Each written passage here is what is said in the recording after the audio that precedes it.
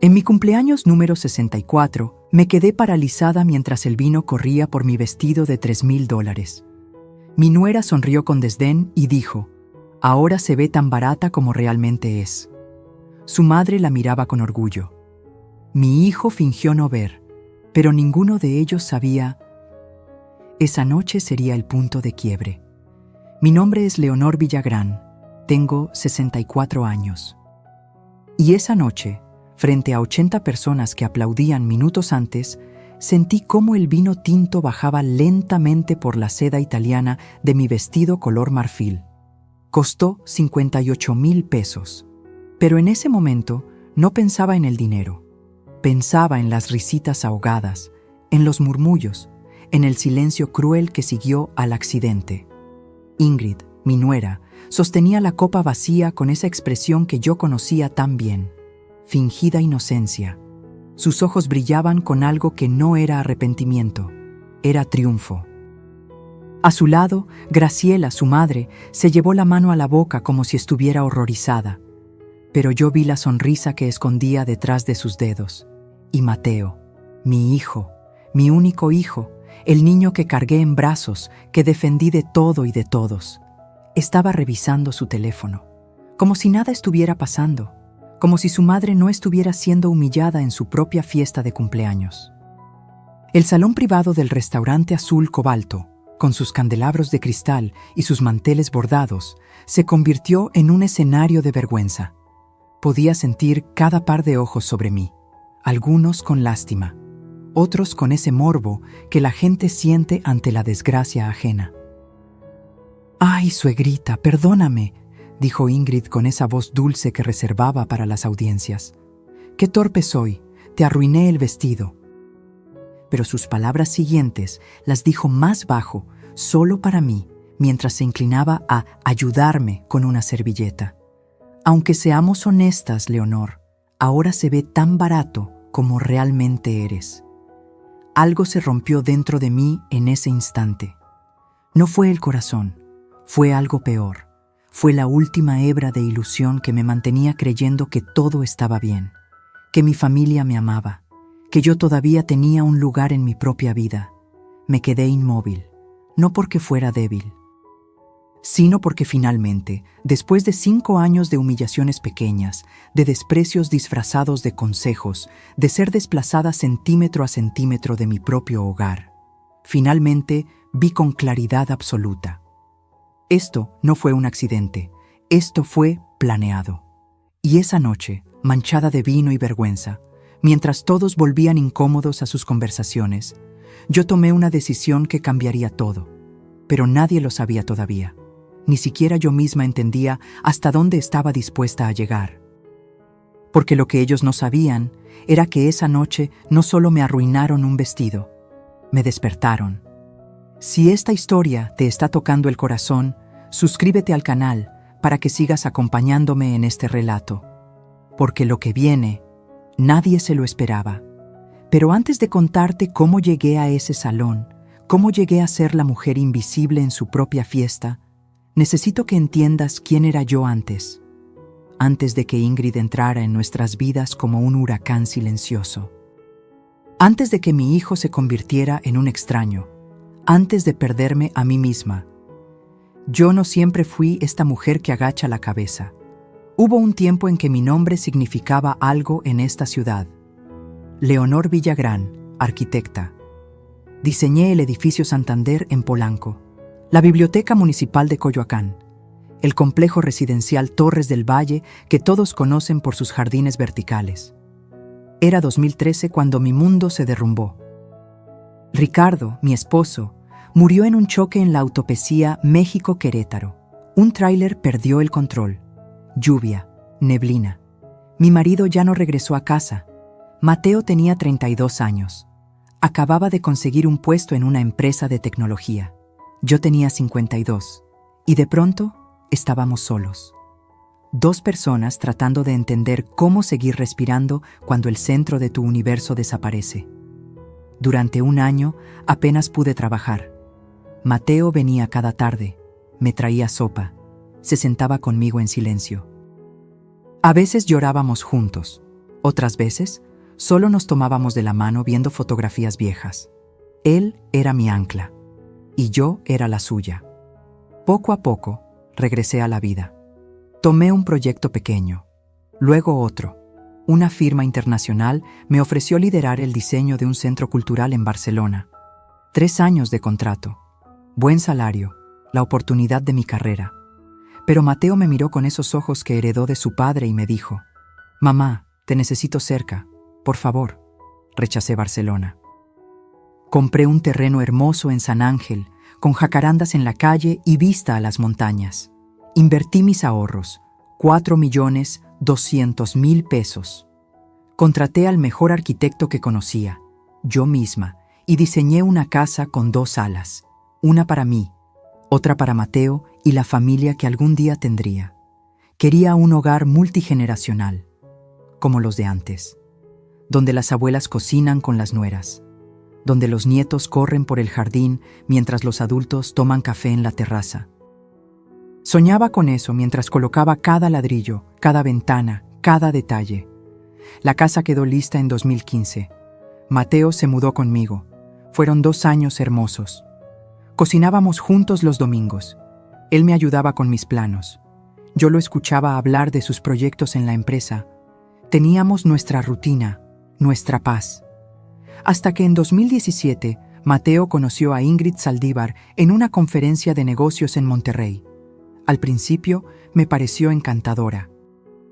Alta, delgada, con esa sonrisa perfecta de quien sabe exactamente cómo causar buena impresión. Venía de una familia de bien, según decía. Su padre había sido empresario textil. Su madre, Graciela, era viuda también. Ingrid fue amable conmigo las primeras semanas. Me preguntaba por mi trabajo, elogiaba la casa, me llamaba Doña Leo, con cariño fingido que yo entonces creí genuino. Se casaron en 2018. Una boda elegante en un jardín de Cuernavaca. Yo pagué la mitad, 280.000 pesos. Ingrid lloró de felicidad en mis brazos. «Siempre quise una suegra como tú», me susurró. Qué idiota fui al creerle. Los primeros meses fueron tolerables. Ingrid se mudó a la casa. Respetaba mi espacio, o eso parecía. Pero había pequeños cambios. Un cuadro que yo colgué aparecía en otro lugar. Mis especias en la cocina se reorganizaban. Mis rutinas se interrumpían con nuevas tradiciones que ella imponía. «Es que así lo hacíamos en mi casa, doña Leo», decía con esa voz suave. «No le molesta, ¿verdad?». Y yo decía que no, porque quería paz, porque quería que Mateo fuera feliz, porque una buena suegra no pelea por tonterías. Pero las tonterías se volvieron invasiones. Ingrid convenció a Mateo de que yo necesitaba ayuda, que a mi edad mantener una casa tan grande era demasiado. Despidió a Eufemia, mi empleada de 20 años, sin consultarme. Trajo a una chica nueva que solo respondía órdenes de Ingrid. Luego llegó Graciela. «Solo unos días, mamá», me dijo Mateo. «Su departamento se está remodelando». Eso fue hace 3 años. Graciela nunca se fue. Entre las dos redecoraron mi sala, cambiaron cortinas, movieron muebles, instalaron cámaras de seguridad que curiosamente solo vigilaban mis espacios, mi estudio, mi habitación, el jardín donde yo solía tomar café. Y Mateo, mi hijo, se convirtió en un fantasma. Salía temprano, regresaba tarde. Cuando yo intentaba hablar con él, siempre tenía prisa, siempre tenía una reunión, siempre después. «Mamá, no empieces», me decía cuando yo mencionaba algo. «Ingrid solo quiere ayudar. ¿Por qué siempre buscas problemas?». Así fue como me volví invisible, no de golpe, sino poquito a poquito, como esas fotos viejas que se desvanecen con el sol, hasta que un día te miras al espejo y ya no reconoces a la mujer que te devuelve la mirada. Pero aquella noche del vino derramado, algo cambió, porque cuando tocas fondo, solo quedan 2 opciones: quedarte ahí o empezar a acabar tu salida. Y yo ya había decidido cuál elegiría. Déjenme contarles cómo perdí mi propia casa sin darme cuenta. porque eso es lo más peligroso de la manipulación. No llega gritando, llega con sonrisas, con consejos, con preocupación fingida que te desarma. 3 meses después de la boda, Ingrid sugirió cambiar los muebles de la sala.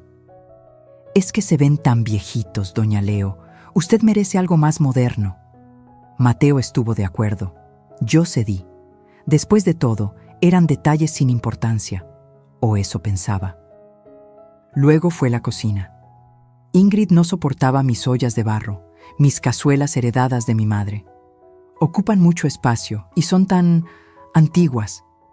Las reemplazó con acero inoxidable, frío, sin historia, sin alma. Cada cambio venía envuelto en lógica razonable, cada invasión disfrazada de mejora.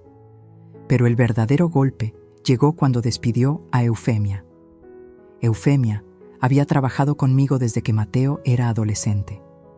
Conocía mis rutinas, sabía que me gustaba el café cargado a las 7. Que los viernes horneaba pan dulce. Era más que empleada, era confidente, amiga. Una tarde llegué del trabajo y Eufemia ya no estaba. Ingrid me esperaba en la cocina con una sonrisa. Le di su liquidación, suegrita. Era mucho trabajo para una señora de su edad. Contraté a Yolanda. Es más joven, más eficiente. ¿Sin consultarme? Apenas podía procesar lo que escuchaba. Es que usted siempre está tan ocupada. No quería molestarla con estas cosas domésticas.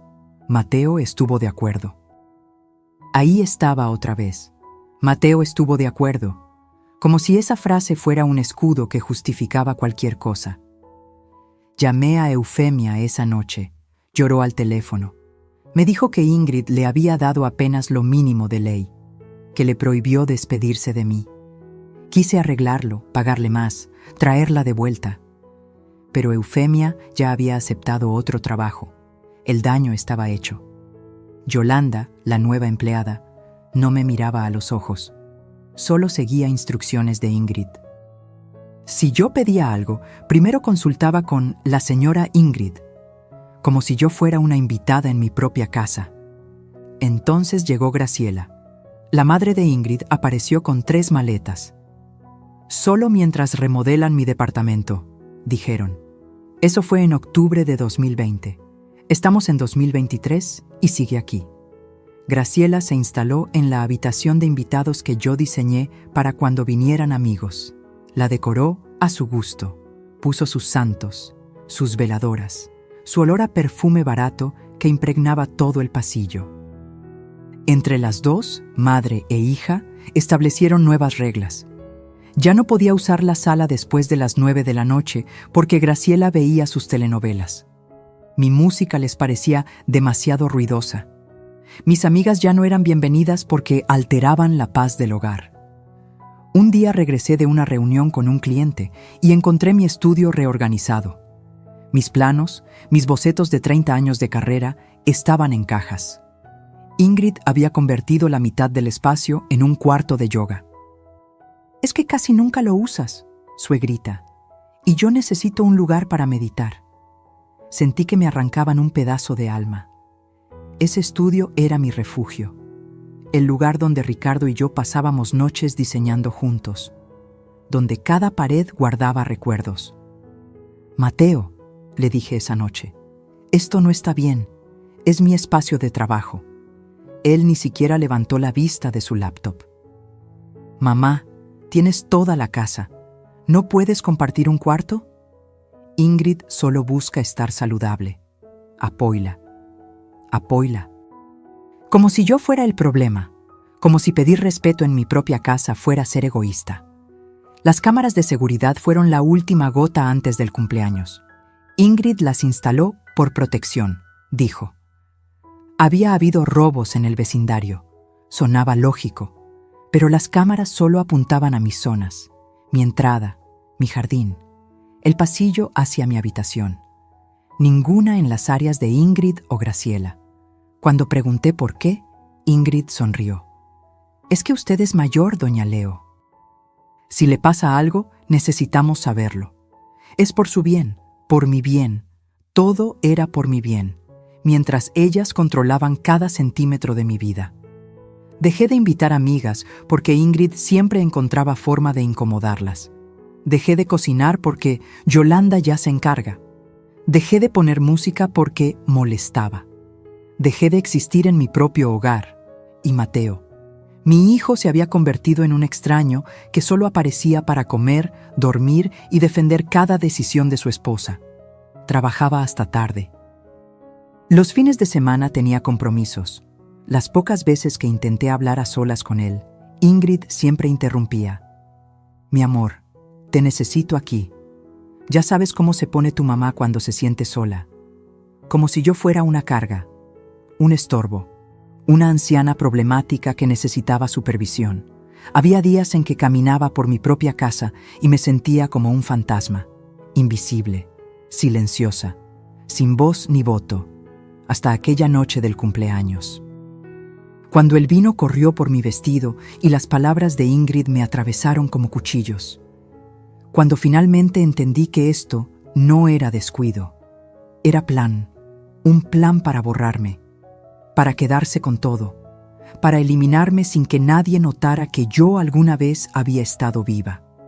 Pero ellas cometieron un error. Me subestimaron. Creyeron que porque me callaba, estaba vencida. Creyeron que porque sonreía, era tonta. Y esa noche, manchada de vino y rabia contenida, desperté. Porque una mujer que construyó edificios con sus propias manos no se derrumba tan fácil. Solo necesita recordar quién era antes de que le dijeran quién debía ser. Esa noche, después del incidente del vino, no regresé de inmediato al salón. No podía. Las piernas me temblaban. El pecho me ardía con una mezcla de humillación y algo más oscuro. Algo que llevaba años acumulándose. Salí al jardín del restaurante. Había faroles colgando de los árboles, música suave que venía del salón. El aire fresco me golpeó la cara y recién entonces me permití respirar. Me quité los zapatos. El pasto estaba húmedo bajo mis pies.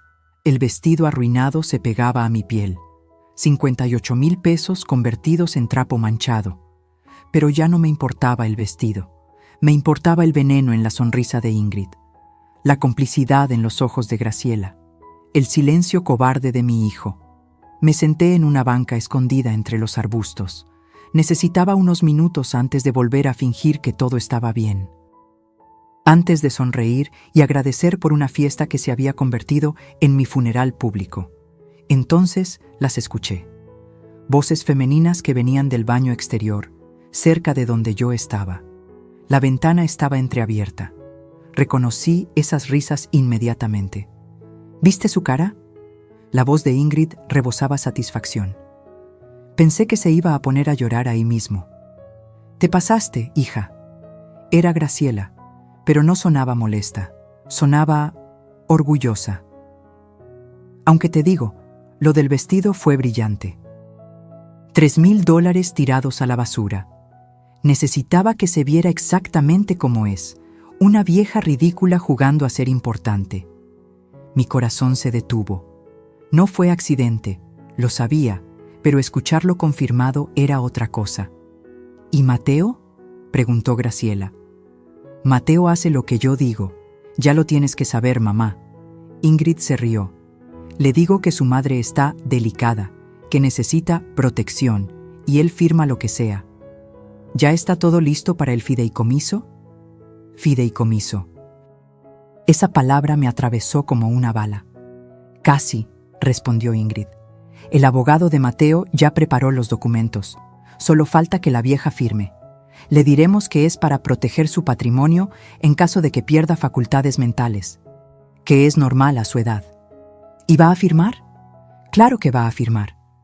Después de esta noche, después de ver que ya nadie la respeta, va a estar tan destruida que firmará cualquier cosa con tal de recuperar un poco de cariño de su hijo. El aire se me atoró en la garganta. ¿Y después?, insistió Graciela. Después, mamá, esa casa vale más de 4 millones de pesos. Una vez que esté en fideicomiso y nosotros tengamos el control como administradores, podemos vender nuestra parte. Mateo heredará la otra mitad cuando ella muera, pero para entonces ya estaremos instaladas en Mérida. Ese departamento frente al mar que vimos, ¿te imaginas? Ingenioso, hija, aunque a veces pienso, ¿no es mucho? La pobre mujer ya está acabada. La pobre mujer, Ingrid repitió con burla, nos ha estorbado suficiente, su tiempo pasó, ahora nos toca a nosotras vivir bien. Se rieron, las dos, como si acabaran de contar un chiste, como si yo fuera un obstáculo menor en su camino hacia una vida cómoda. Yo seguía paralizada en esa banca, el vestido húmedo, los pies descalzos en el pasto, pero algo dentro de mí se encendió. No era dolor, era claridad absoluta. Todo cobró sentido, las cámaras que vigilaban mis movimientos, la prisa de Ingrid por aislarme de mis amigas, las constantes insinuaciones sobre mi edad, mi memoria, mis olvidos. Estaban construyendo un caso, preparando el terreno para declararme incapaz. El fideicomiso era la trampa final, y yo había estado a punto de caer. Escuché cómo se arreglaban frente al espejo, riéndose aún. Luego sus pasos alejándose de regreso al salón. Me quedé ahí. No sé cuánto tiempo, 5 minutos, tal vez 20, viendo las luces del restaurante, escuchando la música, sintiendo cómo algo antiguo despertaba en mi pecho. Rabia. Pero no cualquier rabia. Era la rabia fría de una mujer que ha sido arquitecta, que ha levantado estructuras desde cero, que sabe planear, que entiende que antes de construir hay que tener buenos cimientos. Regresé al salón. Ingrid y Graciela ya estaban en nuestra mesa, hablando con otros invitados. Mateo seguía en su teléfono. Nadie notó mi ausencia. Me acerqué a Ingrid. Le toqué el hombro suavemente. «Ingrid, hija», dije con la voz más dulce que pude fingir. «No te preocupes por el vestido. Fue un accidente. Estas cosas pasan». Ella me miró sorprendida. Esperaba gritos, esperaba drama. Le di sumisión, o eso creyó. «Ay, suegrita, qué linda es usted. De verdad lo siento tanto». «Lo sé, mija, lo sé». Sonreí. «Vamos a olvidarlo. Es mi cumpleaños. Quiero que todos seamos felices». Graciela me miró con esa expresión de triunfo mal disimulado. Mateo finalmente levantó la vista y asintió aliviado, como si yo acabara de resolver un problema que él no quería enfrentar. El resto de la noche pasó entre felicitaciones vacías y abrazos hipócritas. Corté el pastel, soplé las velitas, agradecí a todos por venir, actué como la abuelita dulce que ellas creían haber domesticado, pero dentro de mí, detrás de esa sonrisa, ya estaba trazando planos, calculando, midiendo, porque eso es lo que hacen las arquitectas, construyen. Pero también saben exactamente dónde golpear para que todo se derrumbe, y ellas acababan de entregarme el mapa completo de su plan. Grave error, porque ahora yo también tenía un plan, y a diferencia del suyo, el mío no dependía de manipular a nadie, dependía de la verdad. Y la verdad, cuando se revela en el momento correcto, puede destruir imperios construidos sobre mentiras. Esa noche, manejando de regreso a casa en silencio, mientras Mateo, Ingrid y Graciela reían en el asiento trasero, tomé una decisión. No iba a firmar ningún papel, no iba a seguir siendo invisible, iba a pelear, pero no como ellas esperaban, no con gritos ni escenas. Iba a pelear como una mujer inteligente que sabe que la mejor venganza no es el ruido. Es el silencio calculado antes del golpe final. Los siguientes 3 días fueron los más difíciles de mi vida, porque tuve que fingir. Tuve que sonreír. Tuve que actuar como si no supiera nada mientras mi mundo se desmoronaba por dentro. Cada vez que veía a Ingrid, escuchaba su voz en ese baño. Una vieja ridícula jugando a ser importante. Cada vez que Graciela me ofrecía café, recordaba, la pobre mujer ya está acabada. Y Mateo, Dios mío, Mateo. Cada vez que lo miraba, me preguntaba en qué momento perdí a mi hijo, en qué momento su amor se convirtió en indiferencia disfrazada de ocupación. El 4.º día no aguanté más. Necesitaba hablar con alguien que me conociera de verdad, alguien que recordara a la Leonor de antes. Llamé a Fermín Ochoa. Don Fermín había sido mi socio en 3 proyectos grandes durante los años 90. Era arquitecto también, especializado en restauración de edificios históricos. Teníamos 71 años ahora, viudo desde hace 5. Nos habíamos distanciado un poco después de que Ricardo murió, no por pleitos, sino porque la vida simplemente nos llevó por caminos distintos. Pero sabía que podía confiar en él. Quedamos de vernos en el Café Tacuba, ese lugar antiguo del centro histórico donde los meseros usan chaleco y los azulejos cuentan historias de 100 años. Llegué temprano. Pedí un café de olla. Mis manos temblaban alrededor de la taza. Fermín llegó con su bastón de madera labrada y esa sonrisa cálida que siempre tuvo. Leonor, me abrazó fuerte. ¿Cuánto tiempo? Te veo cansada. Estoy destruida, Fermín. Y ahí, en ese café lleno de turistas y oficinistas, le conté todo. El vino derramado, la conversación que escuché, el fideicomiso, la invasión de mi casa, cómo había perdido todo sin darme cuenta. Fermín me escuchó en silencio, no me interrumpió, no me juzgó. Cuando terminé, se quedó mirando su taza largo rato. Leonor, lo que te voy a decir no te va a gustar. Mi estómago se contrajo. Pero necesitas saberlo. Respiró hondo. Investigué un poco a tu nuera cuando me contaste hace años que Mateo se iba a casar. Tenía una corazonada. Debí decirte entonces, pero no quise meterme en tu vida familiar. ¿Qué descubriste? Ingrid Saldívar estuvo casada antes, en Guadalajara, con un empresario de 62 años. Duró 2 años casada con él. Cuando se divorciaron, hubo una demanda. Él la acusó de coerción financiera, de manipularlo para transferir propiedades a su nombre. El caso nunca llegó a juicio. Firmaron un acuerdo confidencial. Él le pagó 800,000 pesos para que se fuera y nunca hablara del tema. Sentí náuseas. Fermín, ¿por qué no me dijiste? Porque no tenía pruebas sólidas, porque podía ser una coincidencia, porque tu hijo parecía feliz y yo no quise ser el viejo entrometido. Me tomó la mano. Pero ahora, con lo que me cuentas, veo el patrón. Esta mujer es cazafortunas profesional y tú eres su objetivo más grande hasta ahora. Las lágrimas brotaron sin permiso. Todo este tiempo pensé que era mi culpa, que yo era difícil, que no sabía cómo ser buena suegra, pero no, yo era la presa. Necesitas ayuda legal, Leonor, ayuda seria. ¿Conoces a alguien? Fermín sonrió por primera vez esa tarde. Conozco a la mejor. Paloma Rentería. Se especializa en casos de patrimonio familiar y abuso financiero contra adultos mayores. Es implacable. Si alguien puede ayudarte, es ella. 2 días después estaba en el despacho de la licenciada Paloma Rentería. Oficina moderna en Santa Fe, piso 14, con vista a toda la ciudad.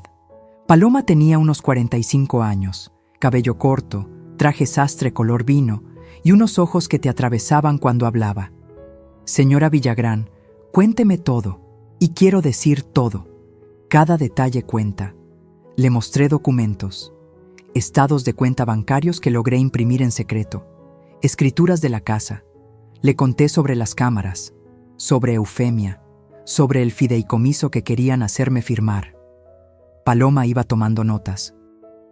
Su expresión se endurecía con cada cosa que yo decía. ¿Tiene usted cuentas conjuntas con su hijo? Sí, una cuenta de ahorro que abrimos hace años. Tiene acceso a ella. ¿Ha notado movimientos extraños? No lo he revisado. Confío en Mateo. Gran error. Su tono no fue cruel, pero sí directo. Necesito que me autorice revisar todas sus cuentas. Ahora. Firmé la autorización. Paloma hizo unas llamadas. En menos de 1 hora tenía los movimientos de los últimos 3 años desplegados en su computadora. Y ahí estaba. El horror en números. Retiros de 50,000 pesos, 80,000, 120,000, siempre en fechas cercanas, transferencias a una cuenta que yo no reconocía, pagos de tarjetas de crédito que no eran mías.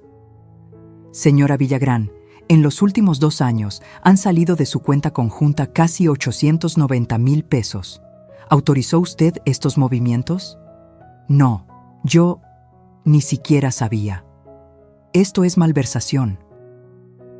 Abuso financiero, y tenemos pruebas documentales. Paloma siguió revisando. Encontró facturas. Una a nombre de Ingrid por un auto que yo nunca vi, 385,000 pesos.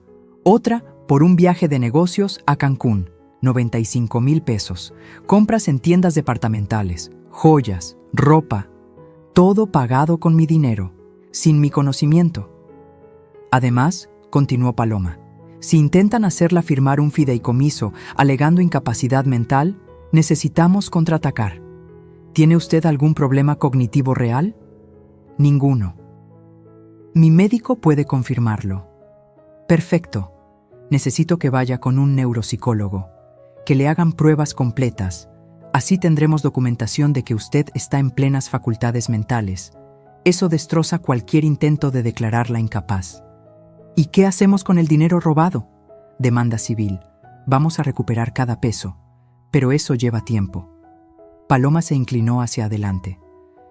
Señora Villagrán, necesito que entienda algo. Esta batalla será fea. Su hijo va a tener que elegir un bando. Y probablemente no elija el suyo, al menos no al principio. Las palabras me dolieron, pero sabía que era verdad. ¿Está dispuesta a llegar hasta el final?, preguntó Paloma.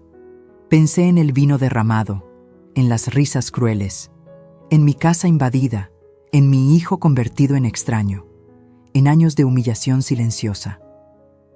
Hasta el final, respondí, aunque me cueste todo. Paloma sonrió, y en esa sonrisa vi algo que no había visto en años, una aliada, alguien de mi lado. Entonces empecemos. Porque estas mujeres cometieron un error. Subestimaron a la arquitecta. Salí de ese despacho diferente. Ya no era la víctima asustada. Era la estratega, la constructora de planes. Ingrid y Graciela habían declarado la guerra sin saberlo. Y yo acababa de reclutar a mi ejército. Ahora solo faltaba esperar el momento perfecto para contraatacar. Porque en la arquitectura hay una regla de oro. Nunca construyes sobre terreno inestable. Primero tienes que remover la tierra podrida. Y eso, exactamente eso, era lo que yo estaba a punto de hacer. Regresé a casa esa tarde como una actriz preparándose para el papel de su vida. Paloma me había dado instrucciones claras. No cambie su comportamiento. Actúe normal, sumisa incluso. Mientras más confiadas estén, más errores cometerán. Así que eso hice. Llegué con bolsas del supermercado, saludé a Graciela que veía su telenovela. Le ofrecí galletas. Ella apenas me miró. ¡Ay, doña Leo! ¡Qué considerada! Aunque ya sabe que no debo comer harinas. Mi azúcar, ¿se acuerda? Sonreí. Disculpa, Graciela. Se me olvidó. Ingrid llegó 1 hora después de su clase de pilates. Traía pants de marca y esa sonrisa de quien acaba de gastar dinero que no ganó. Suegrita, ¿podemos hablar? Tengo algo importante. Mi corazón se aceleró, pero mantuve la calma. Claro, mija, dime. Nos sentamos en la sala, mi sala, que ahora tenía muebles que yo no elegí y cojines que yo no compré. Es sobre su futuro, doña Leo. Mateo y yo hemos estado pensando. Hizo una pausa dramática. A su edad, manejar finanzas puede ser estresante. ¿Qué tal si ponemos la casa en un fideicomiso? Así usted no tiene que preocuparse por nada. Nosotros nos encargamos de todo. Ahí estaba. La trampa servida en bandeja de plata. ¿Un fideicomiso? Fingí confusión.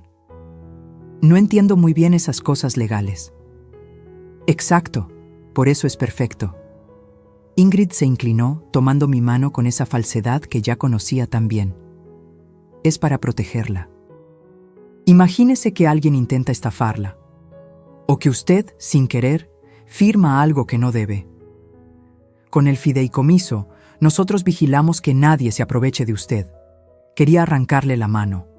Quería gritarle que ya sabía todo. Pero Paloma tenía razón. Necesitaba más pruebas, más errores de su parte. Suena complicado. ¿Mateo está de acuerdo?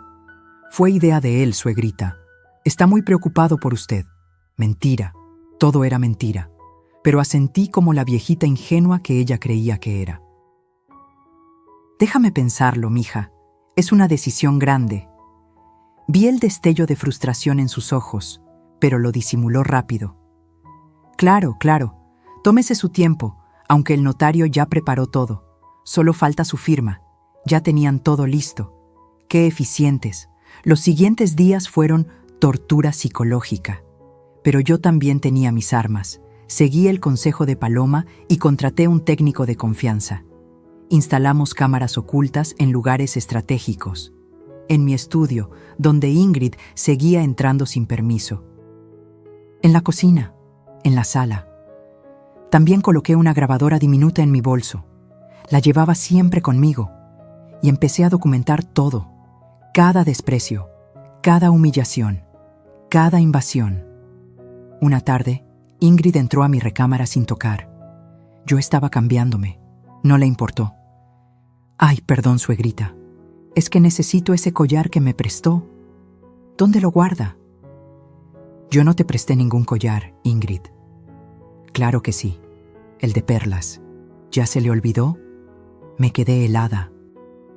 Ese collar me lo regaló Ricardo en nuestro 20º aniversario. Nunca lo prestaría. Debe estar en mi joyero, dije, la voz temblándome. Ingrid fue directo a él. Sacó el collar. Se lo puso frente al espejo. Ah, sí, este. Perfecto para la cena de mañana. Se lo devuelvo el jueves. Y se fue. Con mi collar. Con mi recuerdo. Pero la grabadora en mi bolsillo capturó todo. Su mentira.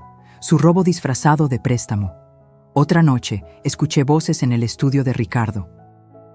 Ese espacio sagrado que nadie había tocado desde su muerte. Bajé en silencio.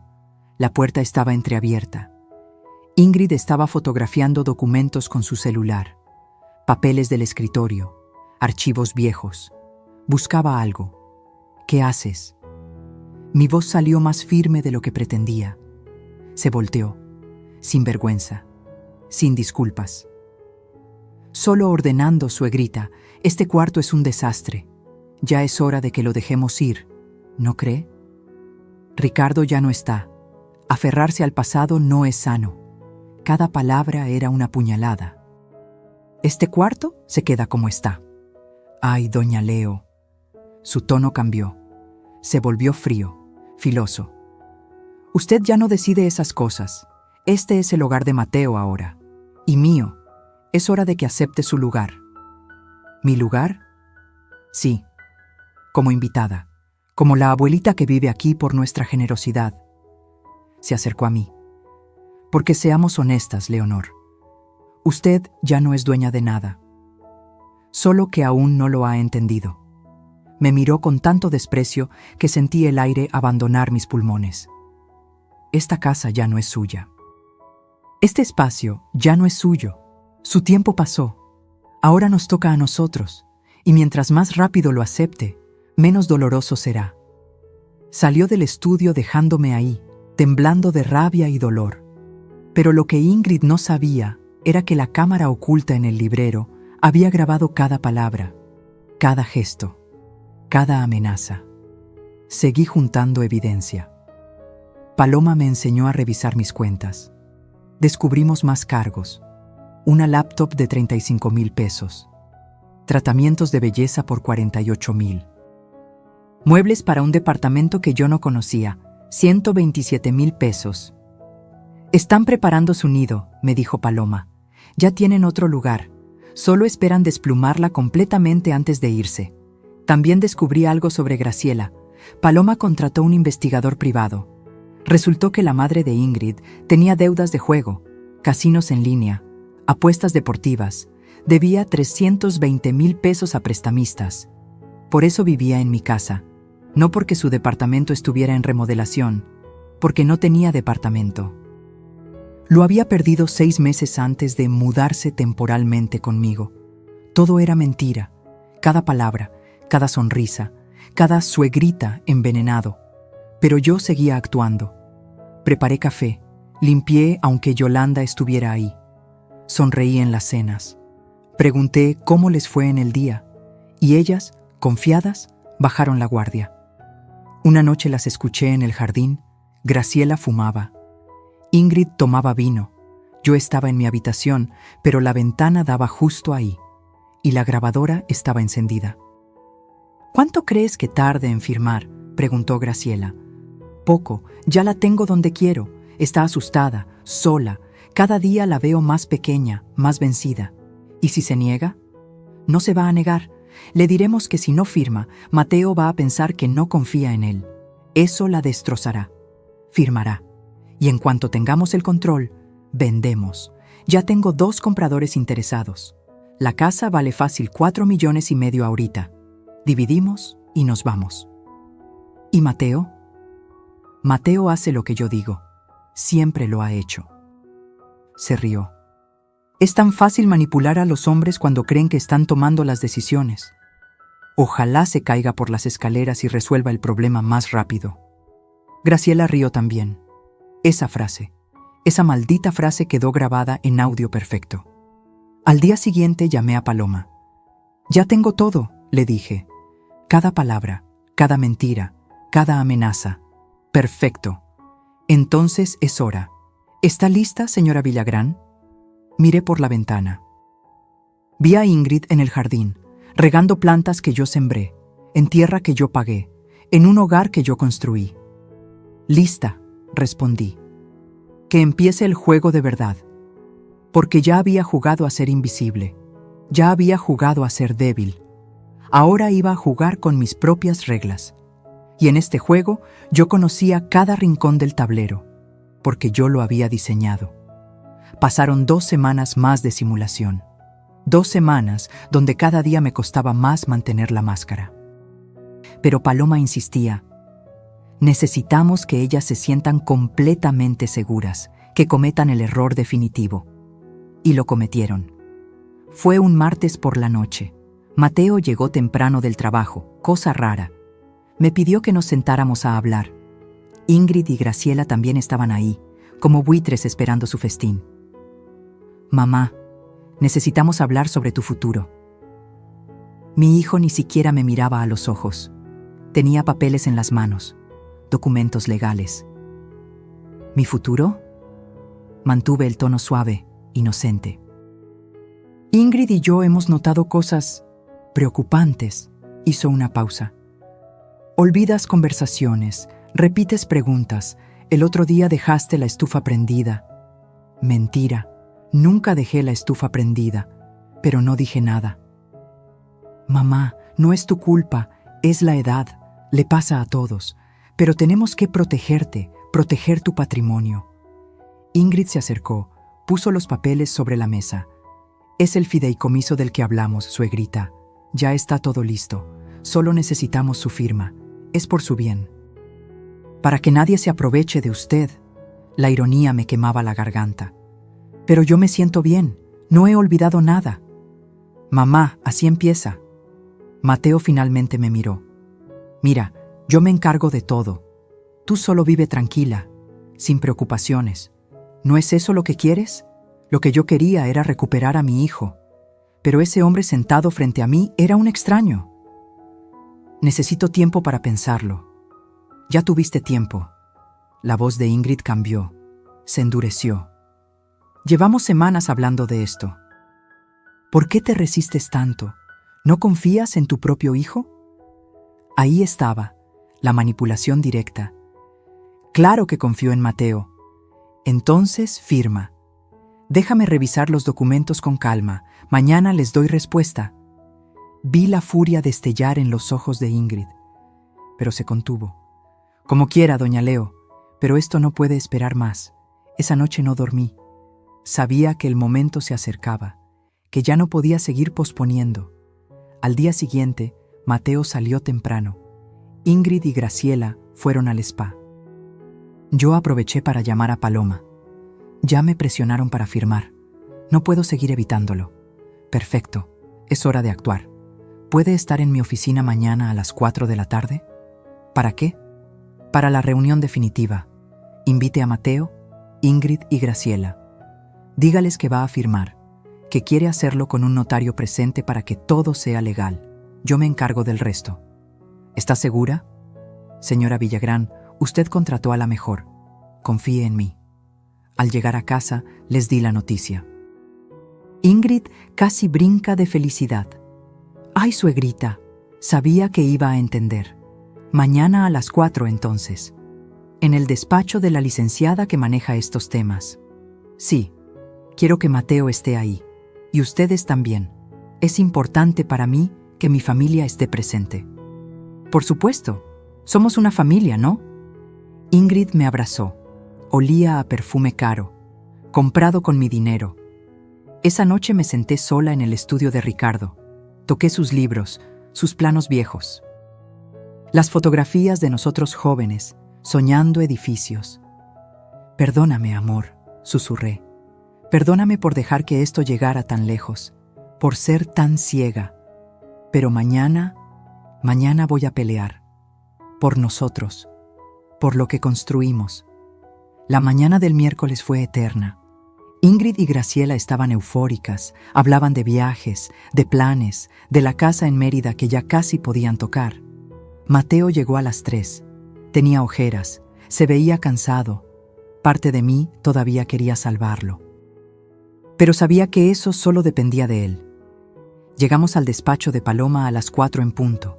Oficina moderna, vista panorámica, ambiente formal. Paloma nos recibió con profesionalismo frío. Buenas tardes. Soy la licenciada Paloma Rentería. Señora Villagrán, familia, pasen por favor. Nos sentamos en la sala de juntas. Había otra persona ahí, un hombre mayor con portafolio. Él es el licenciado Hernández, notario público.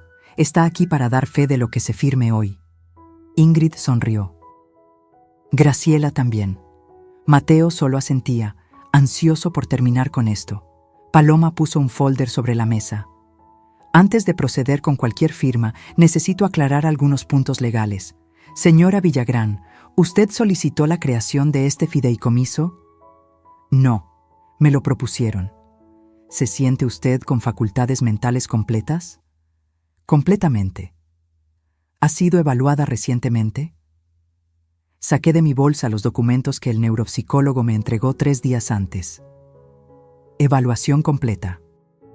Resultado: facultades cognitivas perfectas para mi edad. Paloma los revisó. Se los pasó al notario. Perfecto. Entonces, señora Villagrán, está en plena capacidad de tomar sus propias decisiones. Miró a Mateo. Lo cual hace que ciertos movimientos financieros realizados sin su autorización sean problemáticos. ¿De qué habla? Mateo frunció el ceño. Paloma abrió el folder. Sacó estados de cuenta, facturas, documentos bancarios. Hablo de 890,000 pesos retirados de la cuenta conjunta que comparte con su madre, sin su autorización. Hablo de compras realizadas con tarjetas suplementarias que ella nunca aprobó. Hablo de transferencias a cuentas de terceros. Ingrid palideció. Graciela se puso rígida. Eso fue para gastos de la casa, tartamudeó Ingrid. ¿Un auto de 385,000 pesos es gasto de casa? ¿Un viaje a Cancún de 95,000 pesos? ¿Tratamientos de belleza por 48,000? Paloma puso las facturas sobre la mesa, una por una. Todo documentado, todo rastreable. Mateo autorizó esos gastos, dijo Ingrid, su voz subiendo de tono. Mateo tiene acceso a la cuenta, pero no tiene autoridad legal para gastar sin consentimiento de la titular. Y la titular es la señora Villagrán. Paloma se volteó hacia mí. ¿Autorizó usted estos gastos? No. Ni siquiera sabía de ellos. Mamá, tú me dijiste que usara la cuenta para lo que necesitáramos, dijo Mateo desesperado. Para emergencias, hijo, para la casa, no para autos lujosos y viajes, no para robar. No estoy robando. Paloma levantó la mano. Hay más. Miró a Ingrid. Señora Saldívar, ¿Sabía usted que existe un acuerdo confidencial firmado en Guadalajara en 2015, donde su exesposo la acusó de coerción financiera? El silencio fue absoluto. Mateo volteó a ver a Ingrid, confusión en su rostro. ¿De qué habla? Es mentira, susurró Ingrid. Eso es privado. Era privado. Paloma sacó más documentos, hasta que empezó un patrón idéntico aquí: aislar a la víctima, controlar finanzas, preparar documentos de transferencia de propiedad, inventar incapacidad mental. Esto es ridículo. Ingrid se levantó. Siéntese. La voz de Paloma era acero. Porque aún no terminó. Sacó su laptop, la giró hacia nosotros, le dio play a un video. Era la grabación de la cámara oculta. Ingrid en el estudio de Ricardo. Sus palabras exactas: este es el hogar de Mateo ahora, y mío. Usted ya no es dueña de nada. Mateo se quedó congelado viendo la pantalla. Paloma puso otro audio. La conversación del jardín. La voz de Ingrid. Es tan fácil manipular a los hombres cuando creen que están tomando las decisiones. Y luego, la voz de Graciela. Ojalá se caiga por las escaleras y resuelva el problema más rápido. El rostro de Mateo se descompuso. Vi cómo algo se rompía en sus ojos, como si finalmente despertara de un sueño. Esto no puede ser real, murmuró. Es muy real. Paloma cerró la laptop. Y es evidencia suficiente para una demanda por abuso financiero, coerción y amenazas. Ingrid estaba lívida. Graciela lloraba en silencio. Mateo, mi amor, ¿yo puedo explicar? Ingrid intentó tomarlo del brazo. Él se apartó como si ella quemara. ¿Cuánto?, me preguntó, la voz quebrada. ¿Cuánto te robamos? Casi 900,000 pesos. Documentados. Mi hijo se llevó las manos a la cara. Sus hombros temblaban. Dios mío, mamá, yo no sabía. Pensé que estabas mal, que necesitabas ayuda. Eso era lo que ella quería que pensaras, hijo. Paloma continuó, implacable. Señora Villagrán, ¿desea proceder con la demanda? Miré a Ingrid. Ya no tenía esa sonrisa. Ya no tenía ese poder. Era solo una mujer asustada, atrapada en sus propias mentiras. Miré a Graciela, llorando, sabiendo que sus deudas ahora serían públicas. Y miré a Mateo, mi hijo, mi único hijo, destruido. Sí, procedo con la demanda, pero no contra mi hijo, contra ella, señalé a Ingrid, y quiero cada peso devuelto. Paloma asintió. Y hay algo más. Me miró. ¿Qué desea hacer con la casa? Respiré hondo. Esta era la parte más dolorosa. La casa la construí yo, con mi dinero, para mi familia, pero ya no hay familia ahí, solo hay veneno, así que vendo, y que nadie se quede con nada de lo que fue nuestro. Mateo me miró con lágrimas en los ojos. Mamá, por favor, hijo, te amo, siempre te amaré, pero necesito alejarme de este dolor, y tú necesitas decidir quién quieres ser, si el hombre que tu padre hubiera estado orgulloso de conocer, o el títere de una mujer que solo te usó. Me levanté. Las piernas me temblaban, pero la voz salió firme. No voy a firmar ningún fideicomiso. Voy a recuperar mi dignidad. Y ustedes van a aprender que las mujeres de mi edad no somos presas fáciles. Somos sobrevivientes. Y cuando nos levantan, nos levantamos con todo. Salí de esa oficina con Paloma a mi lado. Dejé atrás a Ingrid gritando, a Graciela sollozando, a Mateo destrozado, y por primera vez en 5 años sentí que podía respirar. Los siguientes días fueron un caos controlado. Paloma actuó con la precisión de un cirujano. Bloqueó todas las cuentas conjuntas. Revocó los poderes notariales que me habían hecho firmar meses atrás bajo el pretexto de agilizar trámites. Presentó la demanda civil por malversación de fondos y coerción patrimonial. Todo pasó tan rápido que Ingrid no tuvo tiempo de reaccionar. Yo regresé a la casa esa noche. Mateo no estaba. Ingrid y Graciela tampoco. La casa vacía se sentía extraña. como un museo de una vida que ya no existía.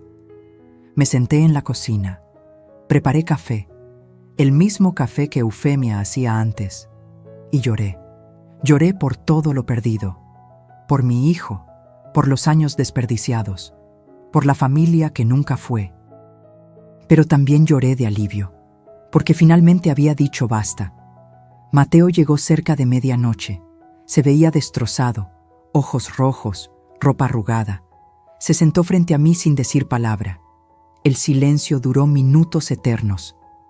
«Lo siento», dijo finalmente, la voz apenas un susurro. «Mamá, lo siento tanto». «Lo sé, hijo. Yo pensé que estaba haciendo lo correcto. Ingrid me decía que estabas olvidando cosas, que te confundías. Yo solo quería protegerte». «¿Y por qué nunca me preguntaste a mí? ¿Por qué nunca hablaste conmigo directamente?» Se quebró. Las lágrimas corrieron por su rostro. Porque era más fácil creerle a ella que enfrentar que mi mamá estaba envejeciendo. Porque tenía miedo de perderte como perdí a papá. Y ella usó ese miedo. Lo retorció. «Mateo, yo no estoy senil, estoy perfectamente bien, pero tú elegiste no verlo». «Ya lo sé. Dios, ya lo sé». Se cubrió el rostro. Vi los videos, escuché los audios. Cada palabra que dijo sobre ti, sobre mí, cómo se reía de lo fácil que era manipularme. ¿Dónde está ella? Se fue, ella y Graciela. Empacaron y se largaron. Antes de irse me dijo, su voz se quebró otra vez.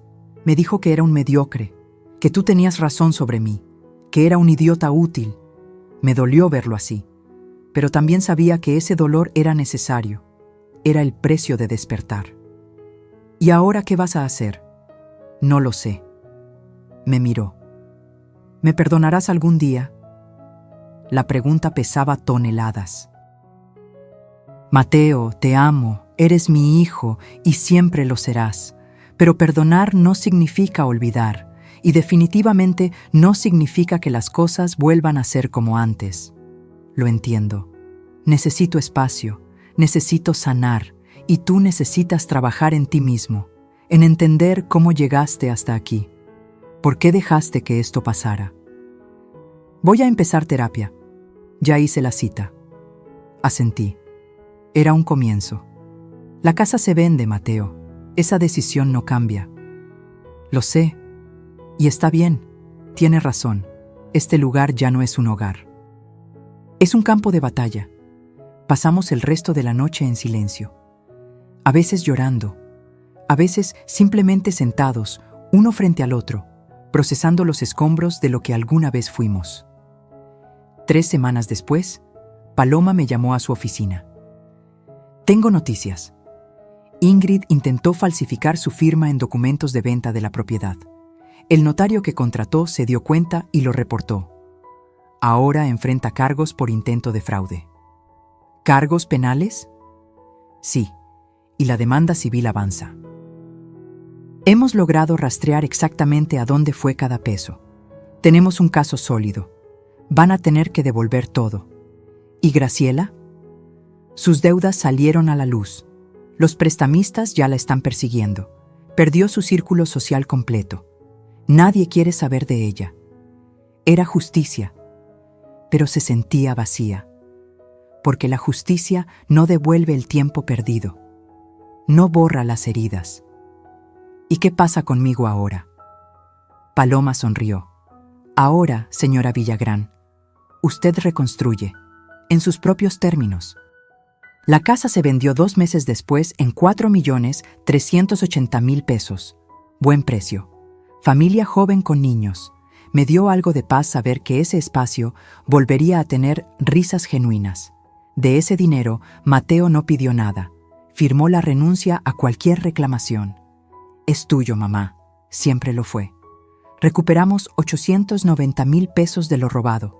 Ingrid tuvo que vender el auto, devolver joyas, liquidar deudas para pagar. No fue a la cárcel, pero el proceso penal quedó en su historial. Su reputación destruida. Mateo se mudó a un departamento pequeño. Empezó terapia 2 veces por semana. Me llamaba cada domingo. Conversaciones cortas, incómodas al principio, pero honestas. Y yo hice algo que nunca imaginé. Compré un loft en el centro histórico, Colonia Roma Norte, edificio de los años 40 restaurado, techos altos, ventanales enormes, luz natural todo el día. Me costó 1.850.000 pesos. Perfecto para una mujer sola que necesitaba empezar de nuevo. Lo primero que hice fue instalar mi estudio de arquitectura. Mesones grandes, computadoras nuevas, biblioteca con todos mis libros, mis planos viejos en las paredes. Luego llamé a 3 jóvenes arquitectos recién egresados. Les ofrecí mentoría, espacio de trabajo, proyectos reales. ¿Por qué nosotros?, me preguntó una de ellas, Daniela, 26 años, ojos brillantes de ambición. Porque yo sé lo que es sentir que tu voz no importa. Y quiero asegurarme de que ustedes nunca se sientan así. Tomamos un proyecto, renovación de una escuela pública en Iztapalapa. No pagaba mucho, pero era importante, real, con propósito. Me levanté cada mañana con energía que creí perdida. Trabajé, diseñé, enseñé. Volví a ser Leonor Villagrán, arquitecta. No solo la mamá de alguien, no solo la víctima de algo. Yo, completa. Por primera vez en años, reconecté con Silvia, mi amiga de toda la vida.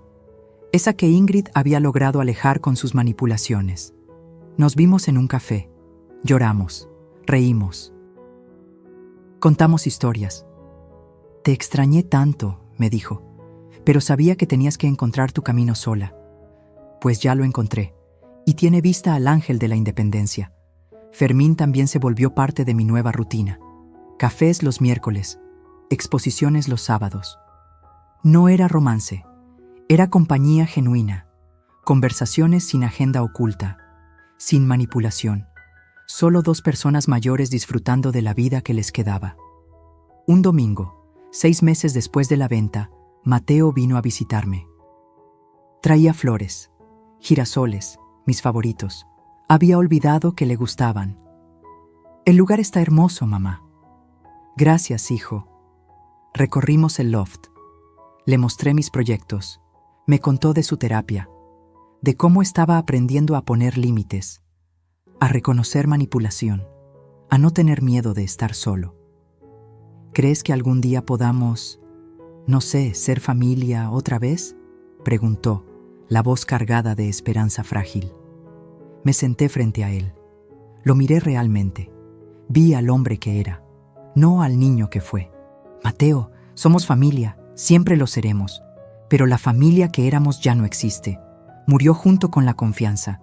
Lo que podemos construir ahora es algo nuevo, algo diferente, algo basado en respeto mutuo, no en obligación. ¿Cómo hago eso? Con acciones, hijo, no con palabras. Las palabras son baratas, los hechos construyen puentes, y esos puentes toman tiempo. Asintió, lo entendió, y por primera vez vi en sus ojos algo que no había visto en años. Madurez real. Antes de irse me abrazó.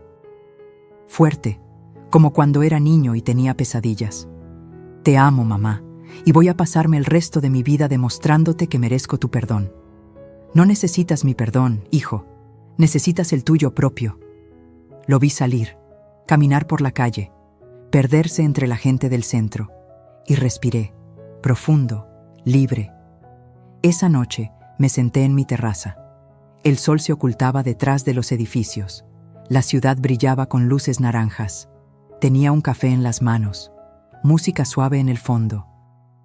Y por primera vez en 5 años me sentí en casa, no en un lugar, sino en mí misma, porque eso era lo que había recuperado. No una propiedad, no dinero. Me había recuperado a mí misma. La Leonor que diseñaba edificios, que soñaba grande, que no pedía permiso para existir. Y esa mujer, esa arquitecta de 64 años que había sobrevivido traición, manipulación y pérdida, estaba lista para construir su mejor obra, el resto de su vida. Pasaron 8 meses desde aquella reunión en el despacho de Paloma. 8 meses donde todo cambió de formas que nunca imaginé. La demanda civil siguió su curso, lento, como todo lo legal en este país, pero Paloma era implacable.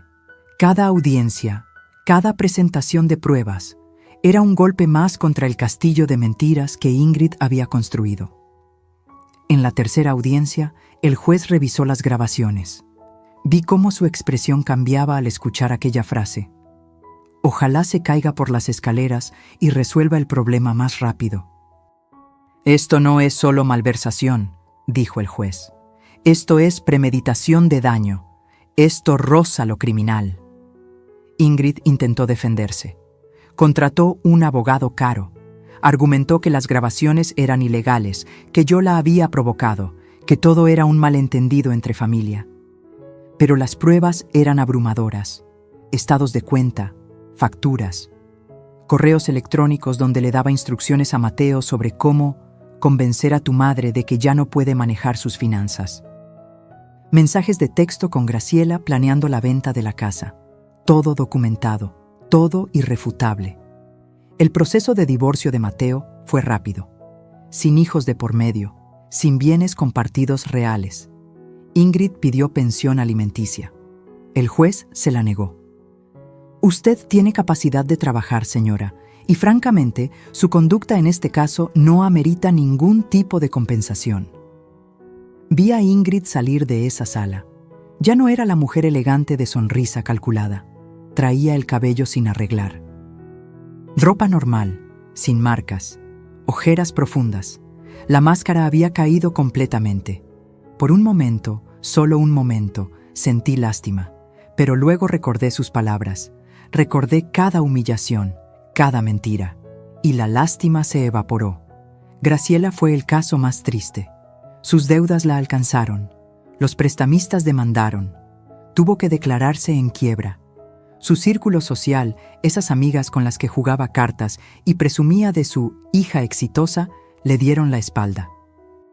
Terminó viviendo en un cuarto de azotea en Naucalpan, sola, sin las comodidades que disfrutó en mi casa durante 3 años. Fermín me contó que la vio una vez en el mercado, cargando bolsas pesadas. Se veía 10 años más vieja. ¿Sentiste algo?, me preguntó. Sentí que cada quien tiene lo que sembró, respondí. Pero lo más duro fue Mateo, porque con él no hubo justicia clara, solo consecuencias. Perdió su trabajo. La empresa consideró que el escándalo familiar afectaba su imagen. Conflicto de interés, le dijeron. Lo despidieron con lo mínimo. Tuvo que vender su auto, mudarse a un departamento más barato, ajustarse a una vida que no conocía. La vida de quien tiene que empezar desde abajo otra vez. Pero lo más importante, perdió su ilusión de quién era. Durante años se creyó el hombre exitoso, el hijo protector, el esposo enamorado, y todo era mentira, era un títere, un instrumento en manos de alguien más. Esa revelación lo destruyó de formas que el dinero no podía arreglar. Siguió yendo a terapia, me llamaba cada semana. Al principio solo para disculparse, luego para contarme sobre su proceso. El terapeuta dice que tengo codependencia, me dijo un día. Que toda mi vida he buscado validación externa. Primero de papá, luego de ti, después de Ingrid. Nunca aprendí a validarme a mí mismo. ¿Y ahora? Ahora estoy aprendiendo. Es doloroso, pero necesario. Hubo un día, casi un año después de todo, que Mateo llegó a mi loft sin avisar. Traía una carta escrita a mano. No quiero que la leas frente a mí, dijo, pero necesito que la tengas. Es todo lo que nunca supe decirte, todo lo que debí haber dicho hace años. La carta tiene 12 páginas. La leí esa noche, sola en mi terraza. Lloré en cada párrafo. Mateo reconocía todo, su cobardía, su ceguera. Cómo eligió la comodidad de creer mentiras antes que la incomodidad de enfrentar verdades. Cómo me falló no solo como hijo, sino como ser humano. Pero también hablaba de cambio, de cómo estaba reconstruyéndose, de los errores que nunca volvería a cometer, de la promesa de ser mejor, no para recuperarme, sino para respetarse a sí mismo. Terminaba con una frase que me rompió. No espero tu perdón, mamá. Solo espero que algún día, cuando pienses en mí, no solo veas al hijo que te traicionó, sino al hombre que aprendió demasiado tarde, pero aprendió al fin. Guardé esa carta en un cajón especial, junto a las fotos de Ricardo. Las cosas que duelen, pero que necesitas conservar. ¿Perdoné a Mateo? Esa pregunta me la hice 1000 veces. La respuesta no es simple, porque el perdón no es un interruptor que prendes y ya, es un proceso. Algunos días lo perdonaba completamente, otros días la rabia volvía y me preguntaba cómo pudo ser tan ciego. Pero lo que sí hice fue darle espacio para crecer, para cambiar.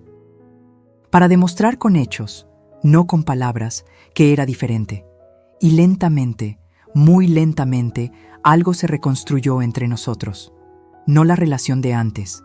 Esa murió, pero algo nuevo, más honesto, más frágil, sí, pero también más real. En cuanto a Ingrid, el final legal llegó 14 meses después del inicio. El juez falló a mi favor en todo. Tenía que devolverme los 890,000 pesos más intereses. Un total de 1,047,000 pesos. Vendió todo lo que tenía. Joyas, ropa de marca. El carro que compró con mi dinero. No fue a prisión, pero quedó con antecedentes penales. Intento de fraude. Cualquier futuro empleo, cualquier trámite legal llevaría esa marca. La última vez que supe de ella, estaba trabajando en un call center, viviendo con una prima en Ecatepec. Su Instagram, que antes estaba lleno de fotos en restaurantes caros y viajes, ahora estaba privado. Había caído, fuerte, y aunque parte de mí sabía que debía sentir compasión, no podía. Porque ella no solo me robó dinero, me robó años, paz, dignidad. Así que sí, fue justicia poética. Cada quien terminó exactamente donde sus acciones los llevaron. Graciela sola en su cuarto de azotea. Ingrid, con su reputación destruida y su futuro limitado. Mateo trabajando en sí mismo, enfrentando quién había sido. Y yo reconstruida, con mi estudio funcionando, con 3 jóvenes arquitectos bajo mi mentoría, con proyectos que me emocionaban, con amigas recuperadas. Con Fermín visitándome cada semana para ir a museos y conciertos, con una vida que finalmente era mía. Una tarde, Daniela, mi aprendiz más talentosa, me preguntó mientras revisábamos planos: «Doña Leo, ¿cómo hizo para levantarse después de todo lo que pasó?». La miré, 26 años, toda la vida por delante, y recordé a la Leonor de 26, diseñando su primer edificio, creyendo que el mundo era justo. «No te levantas de golpe», le dije. «Te levantas poquito a poquito. Primero las rodillas, luego las manos, luego la cabeza, y un día te das cuenta de que ya estás de pie, y que las cicatrices no te hicieron más débil, te hicieron más sabia». Sonrió. Siguió trabajando. Y yo también, porque eso es lo que hacemos las sobrevivientes. Seguimos, construimos, creamos. Porque la mejor venganza no es el castigo al otro, es tu propia felicidad recuperada. Y yo, Leonor Villagrán, arquitecta de 65 años, finalmente era feliz. No a pesar de lo que viví, sino por haberlo sobrevivido, por haber elegido pelear, por haber recordado quién era antes de que me dijeran quién debía ser. Esa noche, el vino derramado en mi vestido marcó un final, pero también un comienzo. El comienzo de una mujer que recuperó su voz, su espacio, su vida. Y eso no tiene precio. Han pasado 2 años desde aquella noche del cumpleaños. 2 años que se sienten como otra vida completa. Estoy sentada en la terraza de mi loft. Son las 7 de la mañana. El sol apenas asoma entre los edificios del centro. Tengo mi café cargado, el mismo que me gusta desde siempre. Música suave de fondo. Y frente a mí, planos de nuestro nuevo proyecto. Una biblioteca comunitaria en Iztacalco. No paga mucho, pero va a cambiar la vida de cientos de niños, y eso vale más que cualquier edificio corporativo. Daniela, Roberto y Carmen, mis 3 arquitectos jóvenes, llegan a las 9. Trabajamos hasta las 3. Luego yo me tomo las tardes libres, para vivir, para caminar, para recordarme que la vida no es solo trabajo. Los miércoles veo a Fermín. Ayer fuimos al Museo Soumaya, vimos la exposición de Rodin, discutimos sobre proporciones y belleza. Luego comimos en un restaurante pequeño de la Roma. Él pagó, yo pagué el postre, sin deberle nada a nadie, sin pedir permiso. Los viernes tengo cena con Silvia y otras 3 amigas del colegio, mujeres de mi edad que también han vivido, que también han sobrevivido divorcios, traiciones, pérdidas. Nos reímos, tomamos vino, contamos historias sin filtro, y los domingos. Los domingos son para Mateo. Al principio eran llamadas breves, incómodas, llenas de silencios pesados, pero poco a poco algo creció. No amor ciego de madre, sino respeto mutuo, honestidad cruda. Hace 3 semanas, Mateo consiguió trabajo nuevo, en una empresa más pequeña, sin el prestigio de antes, pero con valores reales. Me llamó emocionado. Mamá, ¿puedo pasar a contarte? Vino esa tarde. Traía pan dulce de la panadería que nos gustaba. Nos sentamos en la terraza. Me contó sobre el puesto. Sobre su jefe, que valora el trabajo honesto. Sobre cómo se siente construyendo algo real. Estoy orgulloso de ti, hijo. Se le llenaron los ojos de lágrimas. ¿De verdad? ¿De verdad? No por el trabajo, sino por el hombre en que te estás convirtiendo. No es perfecto. Todavía hay días donde veo sombras del hijo que me falló. Pero también veo luz, esfuerzo genuino, cambio real. ¿Hemos sanado completamente? No. Y tal vez nunca lo hagamos del todo. Porque hay heridas que dejan cicatrices permanentes, pero hemos aprendido a convivir con esas cicatrices, a respetarlas, a no pretender que no existen. El mes pasado, Mateo me preguntó si podía llevarme a cenar, a un restaurante elegante. Quiero celebrar tu cumpleaños como debió ser hace 2 años, dijo. Acepté, pero puse condiciones. Nada ostentoso, nada que pretenda borrar el pasado, solo una cena, tú y yo, honestos. Fuimos a un lugar pequeño en Coyoacán, comida tradicional, mole, arroz. Tortillas hechas a mano. ¿Eres feliz, mamá?, me preguntó a media cena. La pregunta me tomó por sorpresa, no porque no supiera la respuesta, sino porque hacía años nadie me la hacía. Sí, hijo, soy feliz. ¿A pesar de todo? No a pesar de todo, por todo, porque todo lo que viví me trajo hasta aquí, y aquí es un buen lugar. Sonrió, una sonrisa triste pero genuina. Me alegro, te lo mereces. Esa noche, caminando de regreso a casa, pensé en Ricardo, en cómo habría manejado él todo esto. Probablemente habría visto las señales antes, habría protegido a Mateo de Ingrid, pero también pensé que tal vez esto necesitaba pasar, para que yo recordara quién era, para que Mateo aprendiera quién quería ser. Las lecciones más duras son las que más transforman. Mi estudio va bien. Tenemos 3 proyectos activos, pequeños pero significativos. Una casa ecológica en Tepoztlán, la biblioteca comunitaria y la renovación de una vecindad histórica en el centro. Daniela está brillando.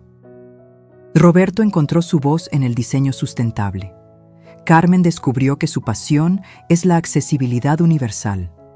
Los veo crecer y me veo a mí misma hace 40 años. Con esa hambre, esa ilusión, esa certeza de que la arquitectura puede cambiar vidas. Y yo les enseño no solo técnica, les enseño a defender su espacio, a no dejar que nadie les robe su voz, a las mujeres jóvenes especialmente. No dejen que les digan que son demasiado, les digo, demasiado viejas, demasiado jóvenes, demasiado sensibles, demasiado duras.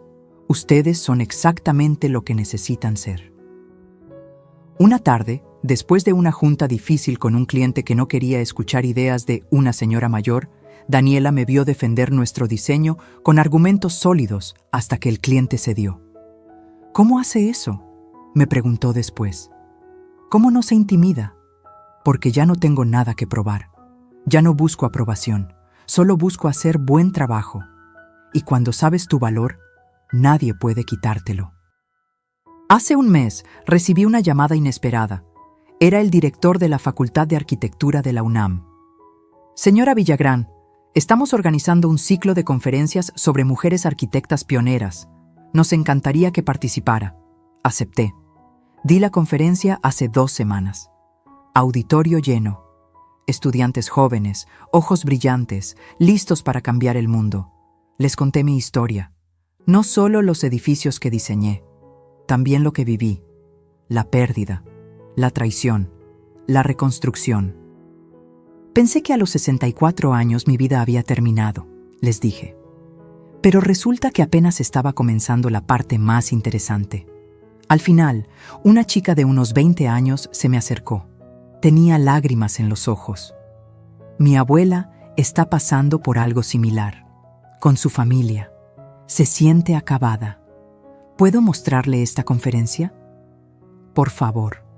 Y dile de mi parte que nunca es tarde para recuperarse. Que la edad no define tu valor. Que mientras respires, puedes cambiar tu historia. Esos momentos. Esos son los que me recuerdan por qué valió la pena pelear. No solo por mí, sino por todas las mujeres que creen que después de cierta edad deben volverse invisibles, complacientes, silenciosas. No.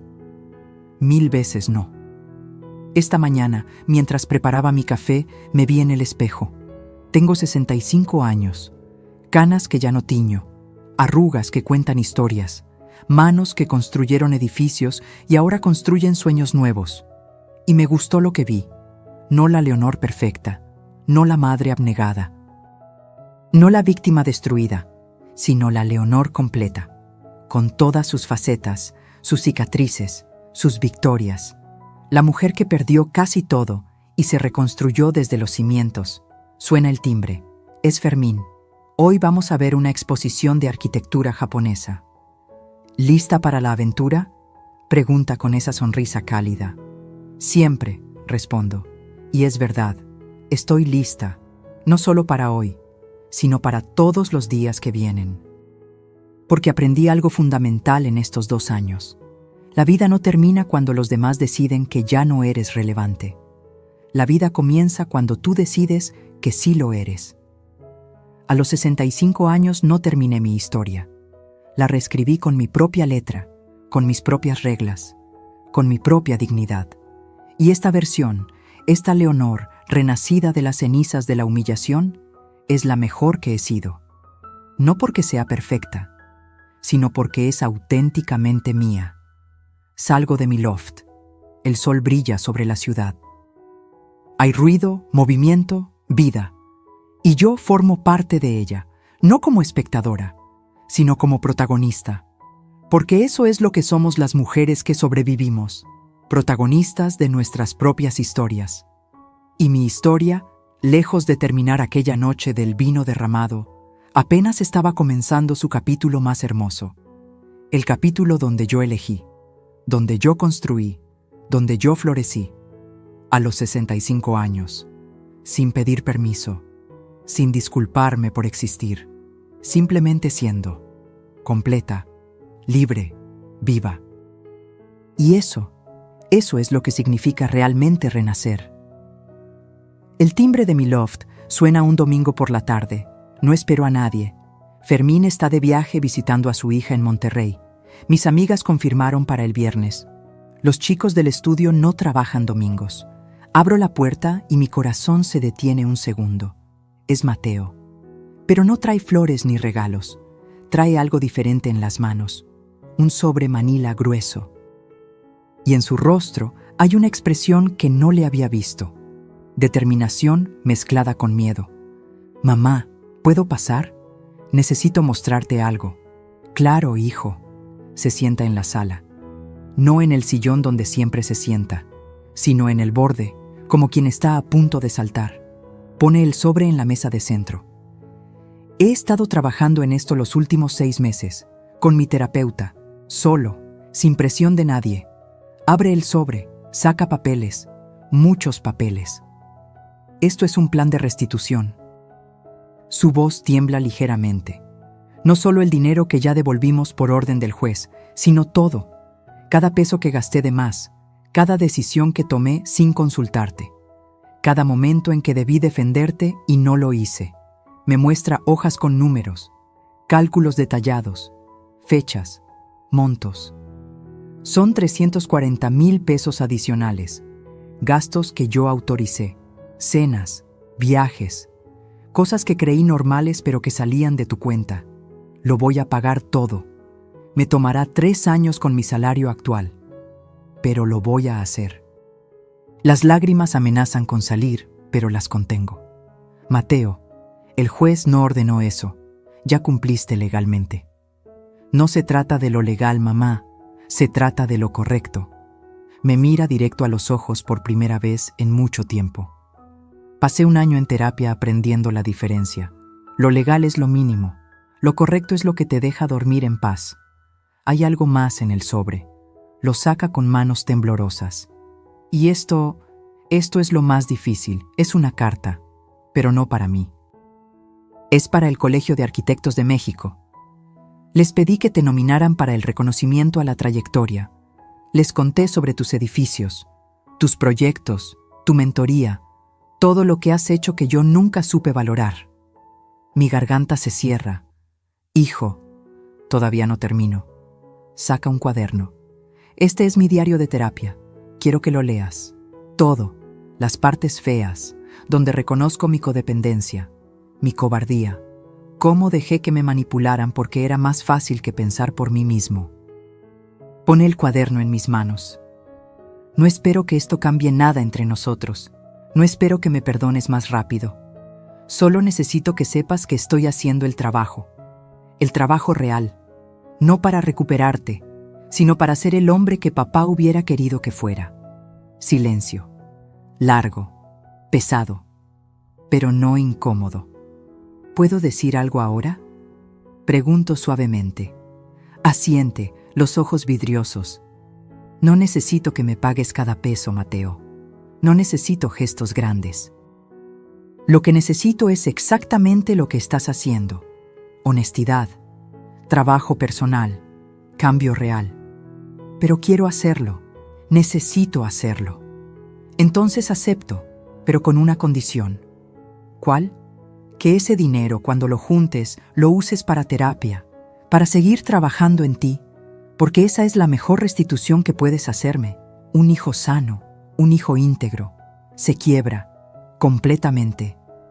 Pone la cabeza en sus manos y llora. No como adulto contenido, sino como niño que finalmente suelta todo. Me acerco. Pongo mi mano en su hombro.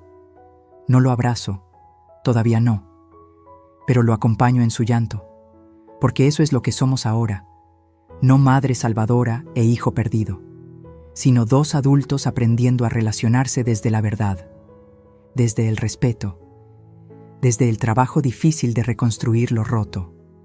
Las palabras son fáciles, Mateo, los hechos son los que construyen puentes. Lo sé. Por eso no te pido nada, solo te muestro lo que estoy haciendo y seguiré mostrándote, cada mes, cada año. El tiempo que sea necesario. Levanta la cabeza, se limpia las lágrimas.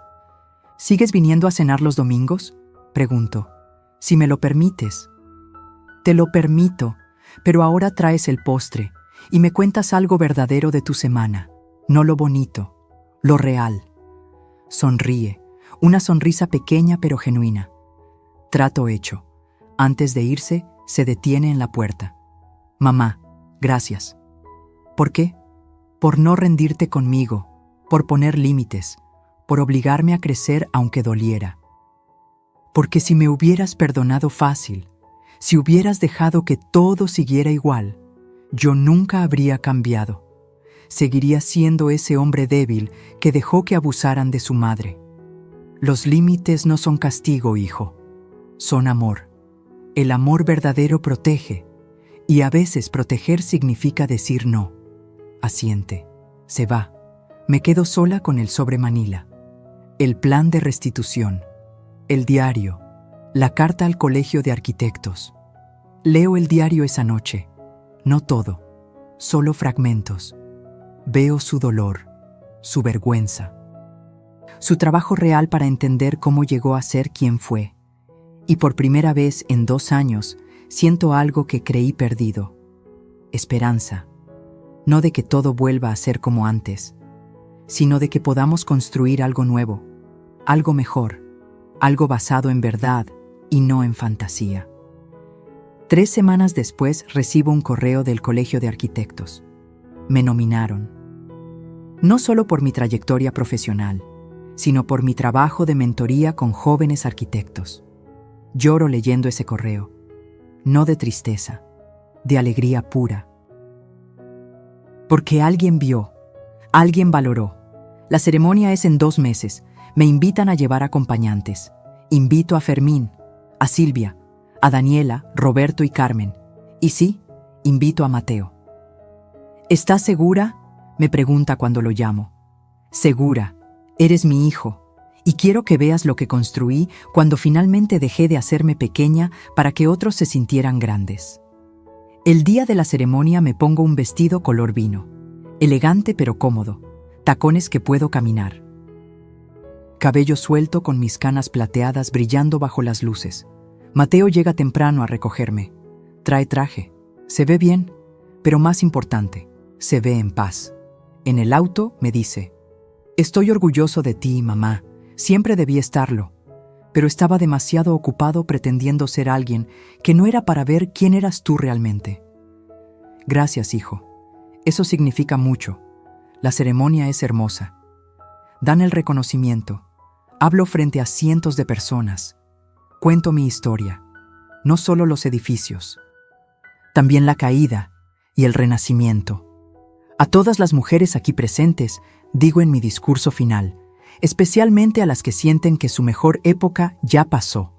Les digo que están equivocadas. Su mejor época es ahora, es siempre ahora. Mientras tengan voz, úsenla.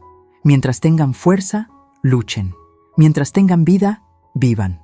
No para otros, para ustedes. La ovación es larga, emotiva. Después, en la recepción, Mateo se acerca con una copa de jugo en la mano. ¿Recuerdas aquella noche del vino?, pregunta. ¿Cómo olvidarla?